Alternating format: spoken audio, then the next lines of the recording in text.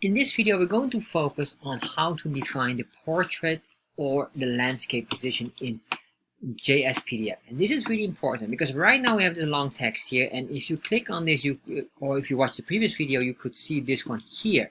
However, before I'm going to define this, we have a few steps before that as a preparation. And the reason why is this: we're going to work with pixels or coordinates, and if we are going to do this in advance without defining our margin and our shape of our file or PDF, we will have problems afterwards. So to avoid those problems, we will have to first prepare what is the shape of a PDF. Do we want a portrait, which is basically like this, or would you like to have a landscape shape?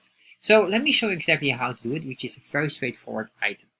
So in here, in the constant PDF, you go in here, you can see here new jsPDF, and here what we can define is the following. We can indicate here, we do quotation here, and just indicate here a P for portrait, or we could say a portrait. It's one or the other with small letters. So if I save this, and if I refresh here right now, you can see nothing really happens. Alright, so it's just a portrait. And then next what we have as well is we can do also a landscape. So if we do a landscape, we save that, refresh, oh, not that one, but refresh here, click on that. You can see here now we have a landscape. So this is the first thing you have to consider. Another alternative or a shorthand for this command is to say P. If I say P now and refresh here, it will become exactly the same as a portrait.